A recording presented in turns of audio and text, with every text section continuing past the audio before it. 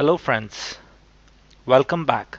I'm your trainer Abdul Rahim from Netmatrix Solutions, and now we are going to start with a topic known as Routing Information Protocol, that is RIP version 1. In our previous nugget we had seen what is distance vector protocol, what are link state protocol, what is this difference between the distance vector protocol and link state protocol, what are the advantages, disadvantages.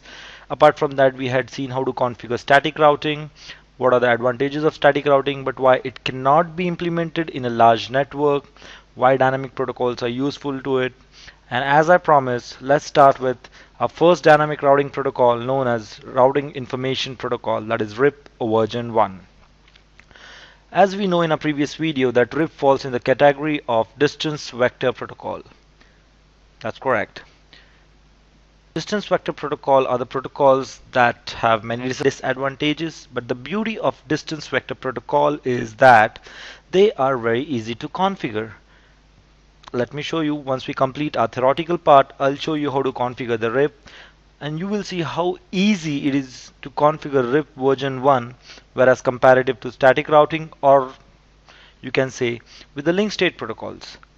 Okay, so let's move on to our next point, that is administrative distance. Administrative distance of RIP is 120. Let me define the administrative distance for you first. Okay, administrative distance. It is the trustworthiness of the information received by a router. Means what? Let me give you an example. In your college days, maybe let me give you my example. In my college days, I used to not study in the earlier part of the year, thinking that maybe in the later part of the year when the exams are near, I'll study enough and I'll pass for the exam. But unfortunately, that day didn't come. So when I was studying for the exam, I was wondering what to write in my paper. I got a chance to copy. Trust me, it's bad manners, but yes, I got a chance to copy, and there were two persons sitting right in front of me. One was the person that was coming third in the class something, and the other one was somewhere the average guy. Yes, like me. So I had a chance to see in the papers. So if you were in my place, whose paper would you trust more? That's correct. You would trust the person who comes third in the class. The same is the information regarding with administrative distance. If a router receives a route for particular destinations from two different routing protocols, let's say we have configured RIP, here it is, and static routing. So if the router receives a route from two different protocols, which one it will trust more? It is defined by the administrative distance. The lower the number, the more preferred path that will be. So if a router receives information about a particular route or a particular destination via static routing as well as with RIP, it will consider static routing as a more preferable path or most trustworthy path. Why? Because its administrative distance is 1, and whereas RIP, the AD value, that is the administrative distance, is 120. These values are predefined, and every individual protocol has its own administrative values. As you can see, the default administrative values, I've written for you some of them. Like directly connected networks have the administrative value of 0. Static routes has the AD value of 1. IGRP, as we discussed earlier in a previous video, this is outdated protocol, but just for the information, the AD value of IGRP is 100, OSPF 110, RIP 120. EIGRP has two AD values. We'll see this when we are going to study EIGRP, and ISIS has the AD value of 115. So let's not get deep into the other routing protocols, as we have in our following videos to study individual protocol. So let's concentrate on RIP at the moment. Okay. Now know what is administrative distance is. So administrative distance is just a quick revision. AD value is the number given to every protocol that defines the trustworthiness of the information to router. Okay. Now let's move on to the next point, that is metric. Let me define it for you first. Metric is the formula used by a protocol to find the best path between source and destination when there are multiple routes. You heard me correct.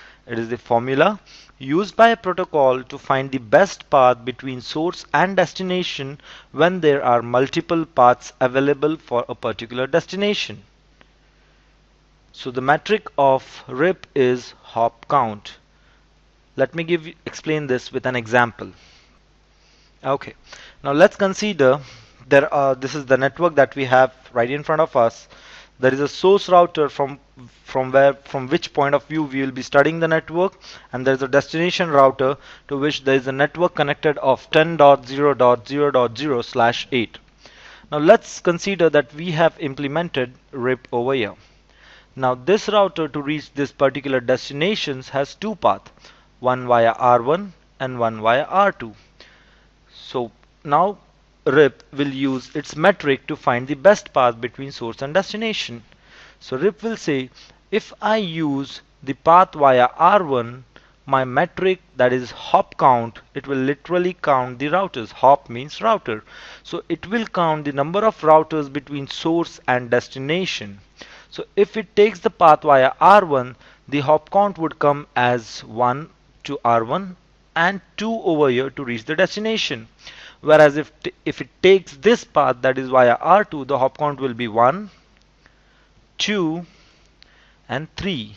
So when source router has two paths to reach the destination, via R1 it is getting the hop count that is 2, and via R2 it is getting a hop count of 3.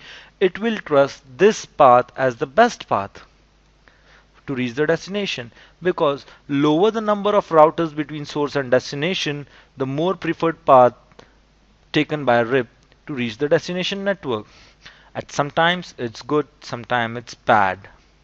Bad? Yeah, let me explain you for that. Now let's assume that this is the link of 512 KB. I know my writing is bad, bear with me. And this is the link of 512 KB. But whereas we have a link over here of 2 MB, 2 MB and 2 MB. Now we know that this link is much better compared to this link, bandwidth terms. But still RIP will say, let me use my formula. My formula says, please count the number of hops between source and destination. So RIP will always prefer this path which has lower number of hops considered to this path which has higher number of hops, even though the bandwidth is far better than this link. But still RIP will take the path with the lower number of hops. So RIP has a metric known as hop count, and it will check the number of hops between source and destination. So source router to reach the destination router to this network, that is 10.0.0.0/8, the path taken will be via R1. Okay, let's get on. Hope you have understood the term metric.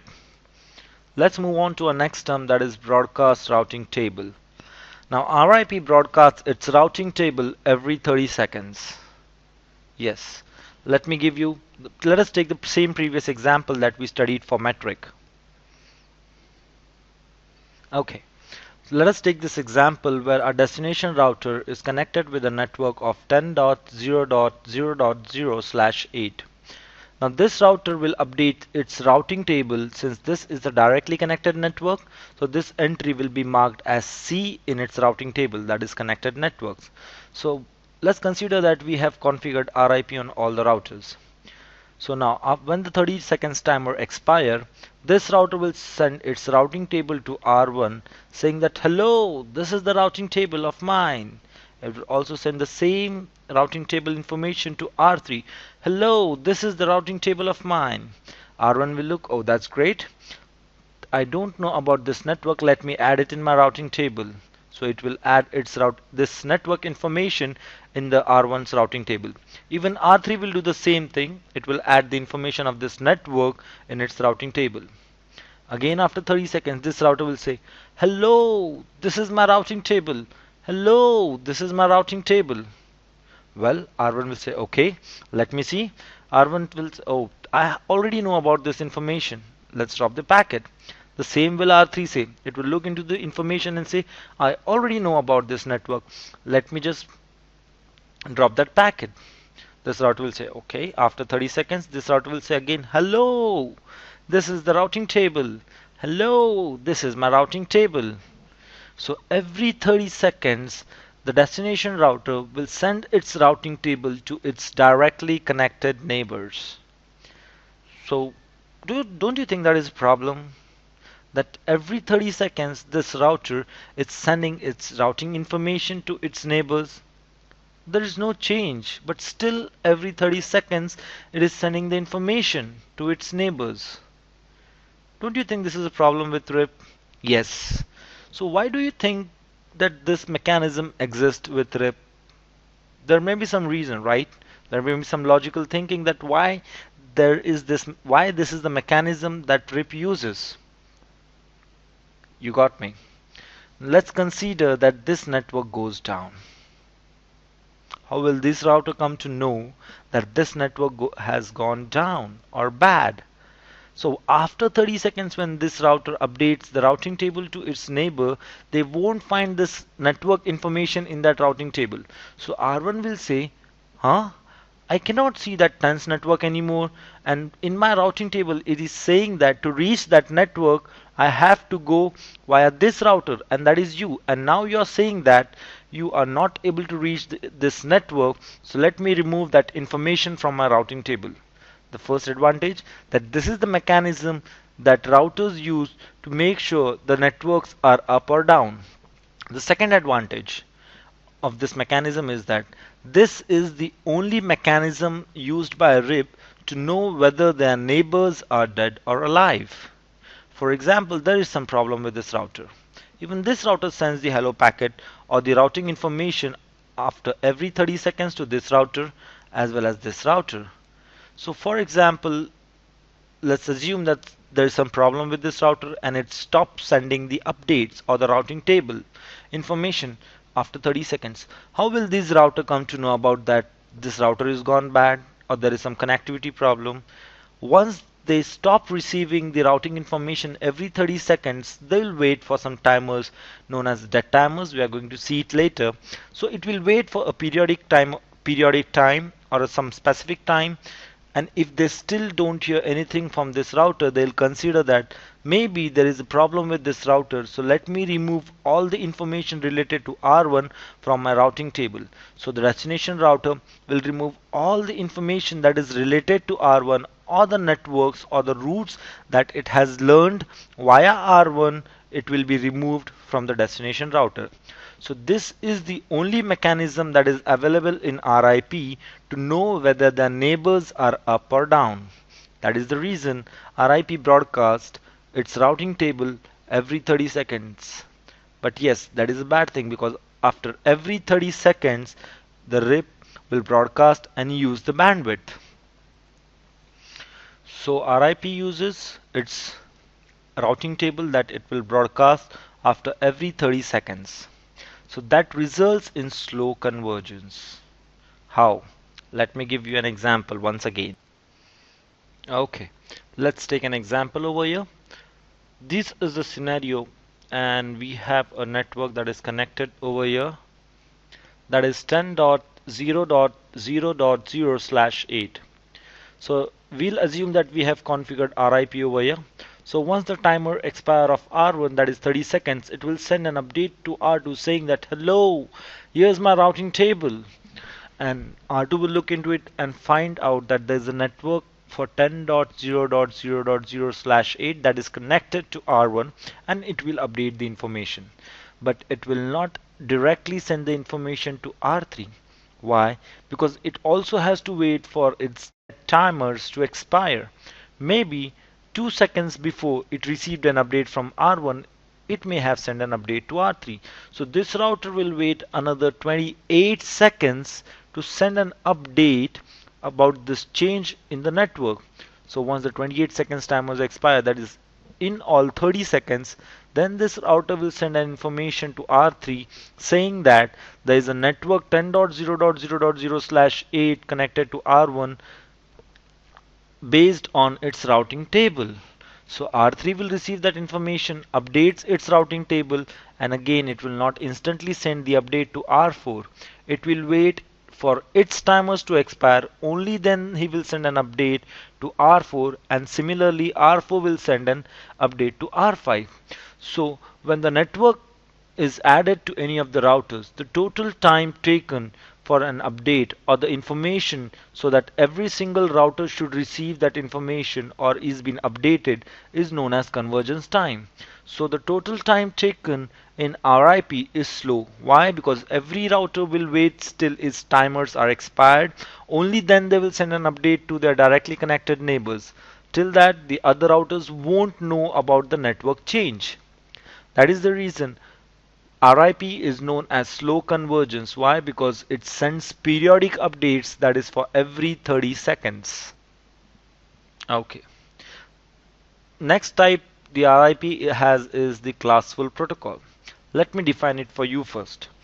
Classful protocols are the protocols that do not carry subnet mask along with their routing updates. You heard me correct. RIP doesn't send information about the subnet mask to its neighbors. It will only update the network information but not its subnet mask. What do you think would be the problem if the subnet mask is not updated? You got me. The other router will never come to know whether that is a classful network. That means it is a classful network with the default subnet mask, or it is a VLSM or a subnetted network. Let us take our previous example where we left off. Okay, let's consider that there is a network 1.0.0.0/24 connected to R1. But when R1 will send that information to R2, it will only send that I have 1.0.0.0 network connected. It will not update the subnet mask. So what R2 will assume that maybe there is a default subnet mask to that network. So R2 will never come to know that R1 doesn't have the complete information about one network. Instead, it only has 1.0.0 network. Why? Because the subnet mask is /24. So R1 will only update the network information, rather updating the complete information. So R2 will never come to know the network on the other side, is it subnetted or has a default subnet mask. That is why RIP stands, or RIP comes under classful routing protocols. Classful routing protocols are the protocols that do not send subnet mask along with their routing updates. So now you know, if the router or the protocol RIP, if it doesn't send the subnet mask, it is obvious that it is not going to support VLSM and CIDR. You got me correct. So let's let us have a quick overview.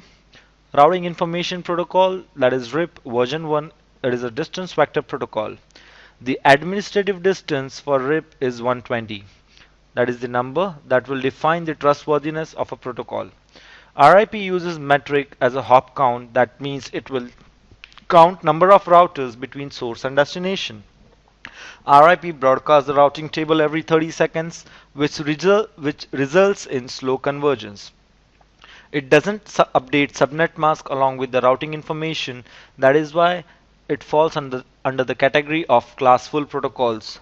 And that is the reason it doesn't support VLSM and CIDR. So that was all in our part 1 of RIP version 1. In the next video, in part 2, we are going to see how to configure RIP version 1 apart with some few more details about RIP version 1, and then we'll start with RIP version 2 in our next video. Thank you for watching and have a nice day. Take care.